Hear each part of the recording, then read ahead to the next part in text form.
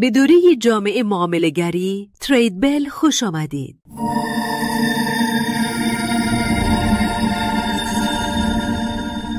تا حالا شده به یه چارت قیمت نگاه کنید و با خودتون بگید این دیگه چیه؟ انگار توی یه جای ناشناخته گم شدید، نه؟ خب، امروز قراره نقشه راه رو بهتون بدم. با هم می‌خوایم زبان اصلی بازار، یعنی حمایت و مقاومت رو رمزگشایی کنیم. خیلی وقتا این نمودارها شبیه یه سری خطیای بی‌معنی به نظر میان، درسته؟ انگار هیچ منطقی پشت این بالا و پایین رفتنها نیست و پیدا کردن یه نقطه ورود خوب خب تقریباً غیر ممکنه. اگه این حس رو دارید بدونید که تنها نیستید.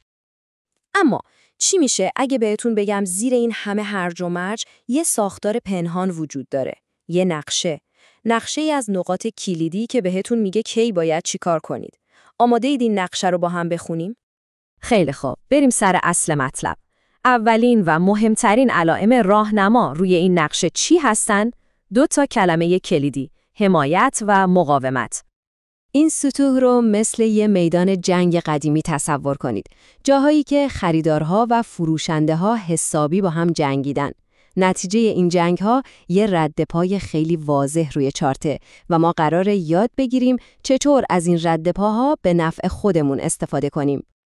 ببینید، مفهومش فوق‌العاده ساده است. حمایت یه جورایی مثل یه کفه که نمیذاره قیمت از اون پایین تر بیاد.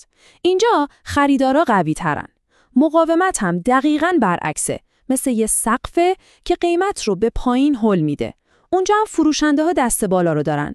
به همین سادگی، کف و سقف. خب، حالا که میدونیم این کف‌ها و سقف‌ها چی هستن، سوال اصلی اینه، وقتی قیمت بهشون میرسه، ما باید منتظر چی باشیم؟ اولین قانون بازی شاید اون چیزی نباشه که فکر میکنید.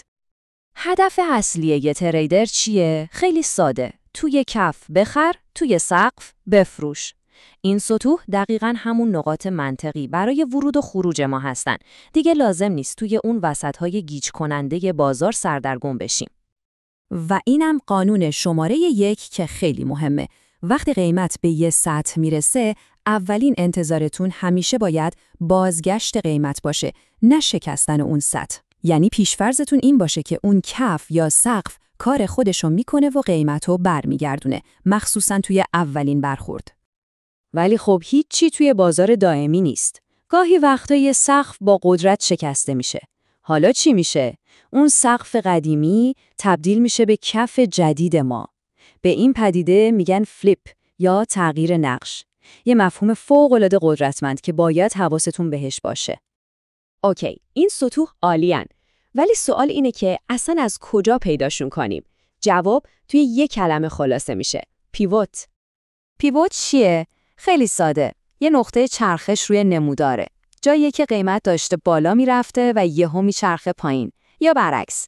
دقیقاً همون نقطه‌ای که یکی از طرفای دعوا، یعنی خریدارها یا فروشنده‌ها برنده شده. هر کدوم از این پیوت‌ها مثل یه تیکه از پازل هستن، مثل خرده‌نون‌هایی که راه رو نشون میدن.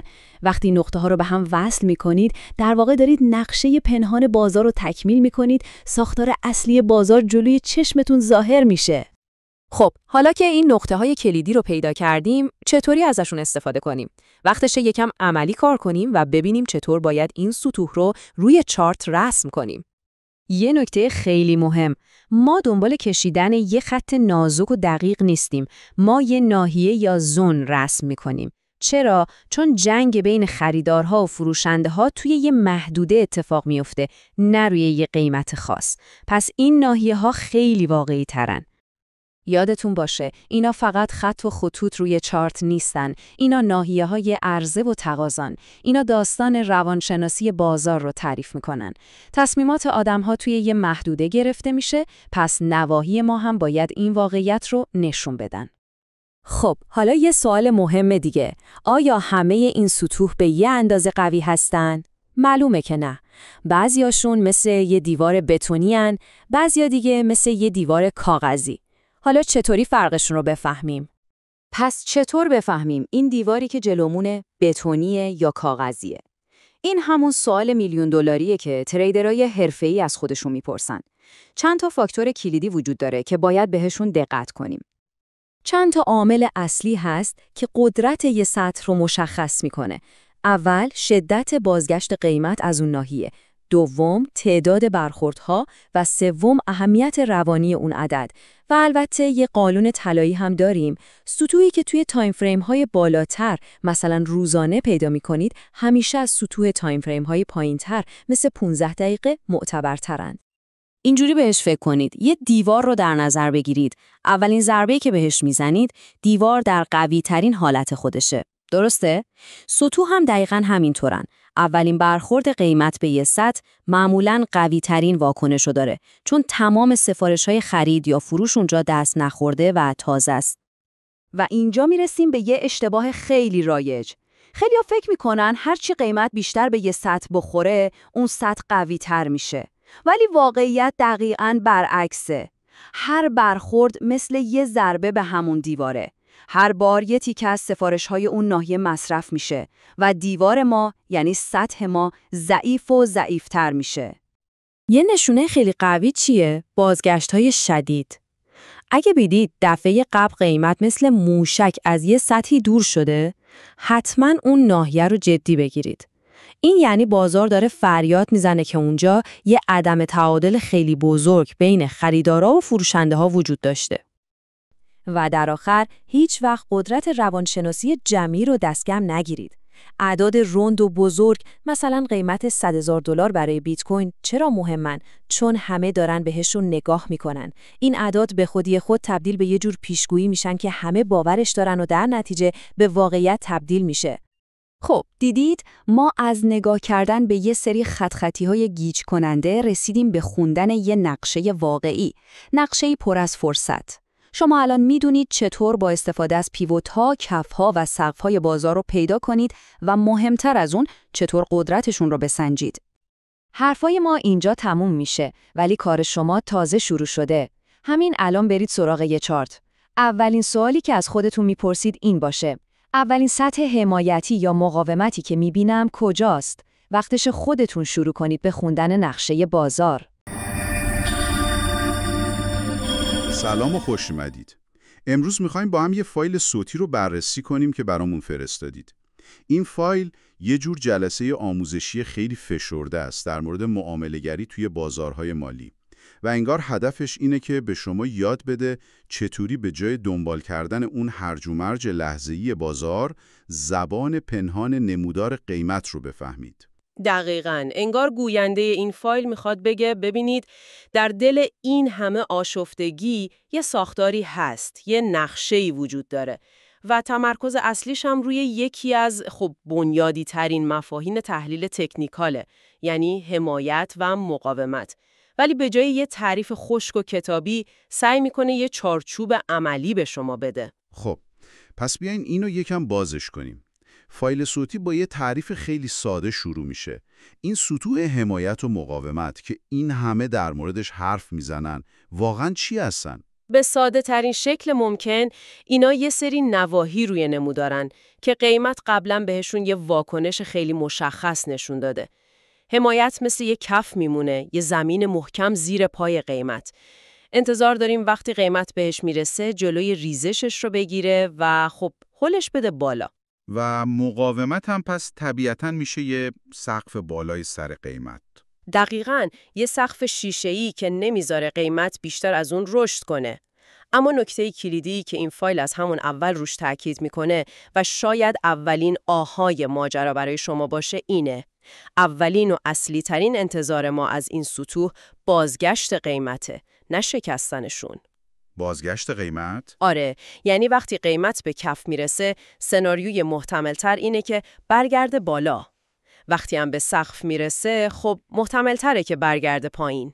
این خیلی جالبه، چون این دقیقاً برخلاف طرز فکر خیلی از معامله‌گراست. خیلی‌ها دائما دنبال استراتژی شکست یا همون بریک اوت هستن. یعنی منتظر میمونن قیمت یه سقف رو بشکنه تا بخرن. ولی گوینده این فایل میگه این روش خیلی پر ریسک تره. چرا؟ چون معتقده که معامله بر اساس شکست‌ها شما رو در معرض دستکاری بازیگرای بزرگ بازار یا همون پول هوشمند قرار میده. اونا خیلی خوب میدونن که معامله‌گرای کوچیک کجا منتظر شکستن سطح نشستن. برای همین ممکنه یه شکست جعلی درست کنن. قیمت رو یکم میبرن بالای سطح مقاومت که همه هیجان زده بشن و وارد خرید بشن. دقیقاً. و به محض اینکه سفارش‌های خرید فعال شد، اونا با تمام قدرت بازار رو برعکس میکنن. استاپ لاس یا همون حد ضرر همه رو میزنن و نقدینگیشون رو جارو میکنن. واسه همین فلسفه اصلی این فایل خیلی ساده است. در حمایت بخر و در مقاومت بفروش. یه قانون طلایی هم اضافه میکنه. بله، هرگز در وسط راه وارد معامله نشو. بازار رو مثل یه قطار میبینه با ایستگاه‌های مشخص.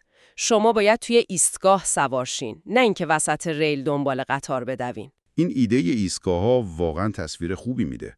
اما یه سوال اساسی اینجا پیش میاد. این ایستگاه‌ها که همیشه سر جاشون نمیمونن. گاهی یه سقف با قدرت شکسته میشه. اون وقت چی میشه؟ اون سطح دیگه بی‌اعتبار میشه؟ نه. و اینجاست که میرسیم به یکی از قشنگترین مفاهیم تحلیل تکنیکال.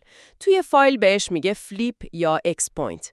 وقتی یه سطح مقاومت یعنی یه سقف با قدرت شکسته میشه، نقشش عوض میشه. حالا همون سطح تبدیل میشه به یه حمایت یعنی یه کف. یعنی سقفی که قبلا جلوی قیمت رو میگرفت، حالا تبدیل میشه به زمینی که ازش حمایت میکنه. روانشناسی پشت این قضیه چیه؟ چرا این اتفاق میفته؟ چند تا دلیل روانشناسی خیلی قوی داره. اول، کسایی که پایین‌تر فروخته بودن و حالا میبینن قیمت رفته بالا، پشیمون میشن.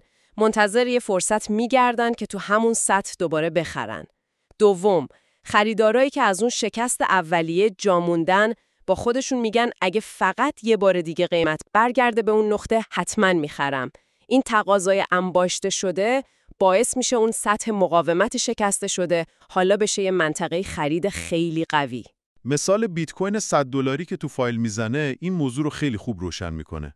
بله. فرض کنید بیت کوین خیلی وقت زیر $100. هر بار به این عدد میرسه فروشنده ها قیمتو میکشن پایین. $100 یه مقاومت روانی و تکنیکال خیلی قویه. بعد یهو با یه خبر خوب قیمت با یه کندل خیلی قدرتمند $100 رو میشکنه و تا $150 میره بالا. حالا طبق مفهوم فلیپ اگه قیمت دوباره برگرده پایین انتظار داریم که سطح $100 که قبلا یه دیوار غیرقابل عبور بود حالا بشه مثل یه تشک فنری محکم و قیمت رو دوباره پرت کنه به بالا. دقیقاً. این نقطه تلاقی یعنی جایی که مقاومت قبلی شده حمایت فعلی، همون اکس پوینت هست که گوینده میگه یکی از معتبرترین ستاپ‌های معاملاتیه. بسیار خوب، این منطقیه، اما یه مشکل جدید برای من درست میکنه. من وقتی به نمودار نگاه میکنم پر از این قله ها و دره های کوچیک و بزرگه. ممکنه 10 سطح بالقوه روی نمودارم پیدا کنم. چطوری بفهمم کدومی که از اینا واقعا مهمه و کدومشون فقط نویز بازاره؟ این سوال اصلیه و جوابش توی مفهوم تایم فریم یا همون بازه‌های زمانیه. گوینده یه قانون سلسله مراتبی خیلی مهم رو میگه. تایم فریم های بالاتر بر تایم فریم های پایینتر غلبه میکنن. اینو یکم بیشتر باز کنید. یعنی چی غلبه میکنن؟ یعنی یه سطح حمایتی که روی نمودار روزانه یا همون دیلی مشخص شده مثل حرف یه ژنراله. در حالی که یه سطح روی نمودار 5 دقیقه‌ای مثل حرف یه سربازه. وقتی قیمت به یه مقاومت مهم روزانه میرسه و از اونجا برمیگرده، هدف بعدیش احتمالاً حمایت مهم روزانه بعدیه. توی این مسیر تمام اون حمایت‌های کوچیکی که توی تایم فریم‌های 1 ساعته یا 15 دقیقه‌ای هستن مثل برگ خزان میریزن. دقیقاً به احتمال زیاد همه‌شون شکسته میشن. پس این به ما یه دید کلان میده که توی جزئیات گم نشیم. در واقع باید اول نقشه بزرگ یعنی تایم فریم بالا رو ببینیم و بعد برای پیدا کردن نقطه ورود دقیق روی جزئیات یعنی تایم فریم پایین زوم کنیم. دقیقاً همینه. و این سطوح از کجا میان؟ از به هم وصل کردن نقاط عطف بازار. توی فایل بهشون میگه پیوت. پیوت خیلی ساده یعنی یه قله یا یه دره تو نمودار. جایی که بازار چرخیده. این پیوت ها شواهد ما هستن. هر پیوت یه خاطره از جنگ بین خریدارا و فروشنده هاست. و این پیوت ها هم مثل سطوح سلسله مراتب دارن. یه چرخش توی نمودار 1 ساعته یه پیوت ماژور حساب میشه نسبت به نمودار 5 دقیقه‌ای. اما همون پیوت در مقابل یه چرخش بزرگ توی نمودار هفتگی یه پیوت مینور و بی اهمیته. بسیار خوب. حالا میرسیم به بخش عملی ماجرا. کشیدن این خط روی نمودار همیشه یکم سلیقه‌ای به نظر میرسه. 2 نفر ممکنه یه نمودار رو ببینن و 2 تا خط متفاوت بکشن. آیا توی این فایل صوتی یه روش مشخص و کمتر سلیقه‌ای برای این کار ارائه میشه؟ بله، و نکته مهمش اینه که گوینده اصرار داره به جای یه خط دقیق ما باید یه ناحیه یا زون رسم کنیم. چون بازار رو انسان‌ها حرکت میدن، نه ربات‌های دقیق. پس اینکه انتظار داشته باشیم قیمت دقیقاً به 101.23 دلار واکنش نشون بده واقع بینانه نیست. ما باید دنبال یه محدوده باشیم. و چطوری این محدوده رو پیدا می‌کنیم؟ یه فرایند 2 مرحله خیلی ساده رو پیشنهاد میده. اول به اون ناحیه‌ای که بازار چرخیده نگاه کنید و بالاترین نقطه تو مقاومت یا پایینترین نقطه تو حمایت رو پیدا کنید. این معمولاً نوک تیز یه سایه یا شادوی کندله. این میشه یه مرز ناحیه شما. دوم، به بدنه کندل ها و جایی که قیمت ها باز و بسته شدن نگاه کنید و نقطه ای رو پیدا کنید که بیشترین تراکم و برخورد رو داشته باشه. اینم میشه مرز دیگه ناحیه شما. اینطوری شما یه مستطیل یا یه زون دارید که احتمال واکنش بازار توش خیلی بیشتر از یه خط تنهاست. اما اینجا یه نکته‌ای بود که من رو واقعاً به فکر فرو برد. گوینده میگه شما نباید این ناحیه رو مدام تغییر بدین. فقط توی یه حالت خاص مجازید که آپدیتش کنید که بهش میگه هانت. این یکم عجیبه. یعنی قیمت از خط من رد میشه که به نظر باید اون سطح رو بی‌اعتبار کنه. ولی گوینده میگه نه، فقط خطت رو جابجا کن. این مثل تقلب کردن نیست. سوال خیلی خوبیه. در نگاه اول شاید اینجوری به نظر برسه، ولی منطق عمیقی پشتشه. هانت یا همون شکار حد ضرر دقیقاً همون حرکتیه که قبلا در موردش حرف زدیم. بازیگرای بزرگ قیمت رو عمدن و برای مدت کوتاهی هول میدن اون طرف یه سطح واضح. آها، تا استاپلاس ها رو فعال کنن. دقیقاً. تا استاپلاس معامله‌گرایی که تو جهت درست وارد شدن رو فعال کنن، اونا رو از بازی بندازن بیرون و بعد سریع برگردن تو جهت اصلی. پس این یه حرکت فریبنده است. کاملاً یه حرکت برای جمع کردن نقدینگی. گوینده فایل میگه اگه دیدید قیمت با یه سایه بلند از سطح شما رد شد ولی بلافاصله برگشت و بدنه کندل داخل ناحیه شما بسته شد، این یه هانت بوده. فقط در این صورته که شما مجازید مرز ناحیه‌تون رو به نوک اون سایه جدید منتقل کنید، چون حالا بازار به شما نشون داده که نقطه نهایی نقدینگی کجاست. در غیر این صورت، یعنی اگه قیمت با قدرت اون طرف ناحیه بسته بشه، خب اون سطح شکسته شده و دیگه معتبر نیست. خیلی خوب. پس حالا میدونیم این سطوح چی هستن، چطوری نقششون عوض میشه و چطوری باید روی نمودار رسمشون کنیم.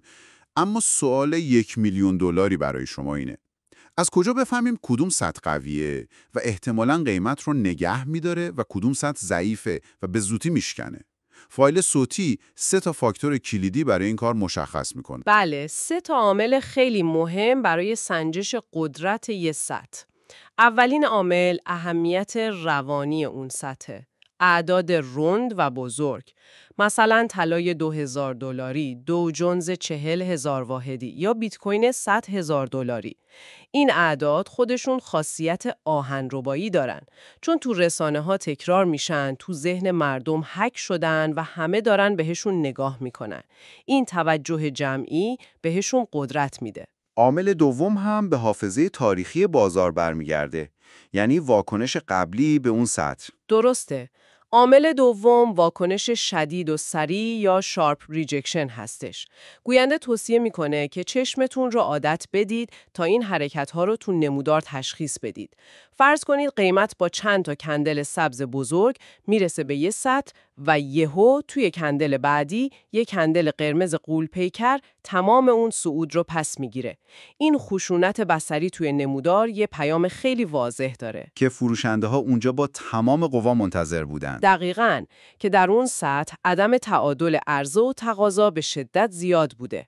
هرچی واکنش قبلی بازار به یه سطح سریع‌تر، قوی‌تر و خشن‌تر بوده باشه، اون سطح در آینده معتبرتر و قوی‌تر خواهد بود. و میرسیم به عامل سوم که به نظرم مهمترین و خب برخلاف تصور عمومی‌ترین نکته تو کل این فایل صوتیه. تعداد برخوردها. من همیشه فکر می‌کردم اگه یه سطح حمایتی بارها و بارها قیمت رو نگه داره، یعنی مثل یه دیوار بتونی محکمه. اما گوینده میگه دقیقاً برعکسه. این یکی از اون ایده هایی که معامله‌گرای با تجربه رو از تازه کارا جدا میکنه. منطقش اینه: هر سطح حمایتی در واقع یه انبار از سفارش‌های خریده که از قبل اونجا کاشته شده. هر بار که قیمت به اون سطح میخوره، انگار یه مشت از اون سفارش‌های خرید رو بر میداره و مصرف میکنه. پس اون دیوار با هر ضربه نازک‌تر میشه. دقیقاً. برخورد اول یه مقدار از سفارش‌ها رو مصرف میکنه، برخورد دوم یه مقدار بیشتر. اون دیوار داره ضعیف‌تر و ضعیف‌تر میشه تا جایی که توی برخورد چهارم یا پنجم دیگه هیچ سفارش خریدی نمونده و دیوار به راحتی فرو میریزه. پس نکته کلیدی برای شما اینه که این تصور رایج رو کاملاً برعکس کنید. سطحی که بارها تست شده یه قلعه محکم نیست، بلکه دیواریه که داره میشکنه. این دیدگاه همه چیز رو عوض میکنه. خب پس ما از تعریف اولیه حمایت و مقاومت شروع کردیم، یاد گرفتیم این سطوح چطوری میتونن تغییر نقش بدن، چطوری به شکل ناحیه رسمشون کنیم و مهمتر از همه چطوری با 3 فاکتور کلیدی قدرتشون رو بسنجیم. پیام اصلی این فایل به نظر اینه که معامله‌گری موفق یه بازی احتمالاته، یعنی شناسایی این ایستگاه‌های کلیدی که شواهد زیادی نشون میده بازار اونجا واکنش نشون میده. بله، هدف پیدا کردن نواحی با احتمال موفقیت بالاست، نه اینکه بخوایم هر حرکت کوچیکی رو تو بازار پیش بینی کنیم. این رویکرد به شما کمک میکنه تا از اون سر و صدای روزانه بازار فاصله بگیرید و فقط روی موقعیت‌های معاملاتی درجه 1 و با کیفیت تمرکز کنید. آخره فایل به یه ایده خیلی جذاب و شاید یکم فلسفی تر هم اشاره شد که منو به فکر فرو برد. مفهوم تقارن، سیمتری در بازار. گوینده میگه حرکات قیمت یه جور ریتم، توازن و هارمونی دارن. این یعنی چی؟ تقارن توی یه نمودار آشفته چه معنایی میتونه داشته باشه؟ این یه مفهوم پیشرفته تره، ولی وقتی چشمتون به دیدنش عادت کنه واقعاً شگفت زده میشید. ایده اینه که یه ستاپ معاملاتی معتبر و زیبا یه جور توازن درونی داره. این تقارن میتونه توی زمان باشه یا توی قیمت. مثلا اگه بازار با یه حرکت آروم و طولانی به یه سطح رسیده، احتمالاً واکنشش هم آروم خواهد بود. اما اگه با یه حرکت شارپ و سریع به یه سطحی رسیده، میشه انتظار یه واکنش شارپ و متقارن رو هم داشت. انگار بازار سعی میکنه یه جور تعادل رو حفظ کنه. پس این فقط یه مفهوم زیبایی شناختی نیست، میتونه یه ابزار تحلیلی هم باشه. قطعاً. و این ایده یه فکر تأمل برانگیز رو هم برای شما به جا میذاره. اگه بازارهایی که انقدر آشفته، تصادفی و بیرحم نظر میرسند، توی عمیق‌ترین لایه‌های خودشون یه جور تقارن و هارمونی بنیادین دارند، این چه چیزی رو در مورد نیروهای محرکشون به ما میگه؟ آیا این صرفاً ریاضیات محض، الگوهای تکرار شدنه توی هرج و مرج، یا نه بازتابی از روانشناسی جمعی ما انسان هاست؟ ترس، طمع، امید، پشیمونی که در یه مقیاس خیلی عظیم دارن یه سمفونی متقارن رو می‌نوازن. اگه این آموزش براتون ارزشمند بود، لایک فراموش نشه. سابسکرایب کنید و زنگوله رو بزنید تا جلسه بعدی رو از دست ندید. منتظرتون هستیم.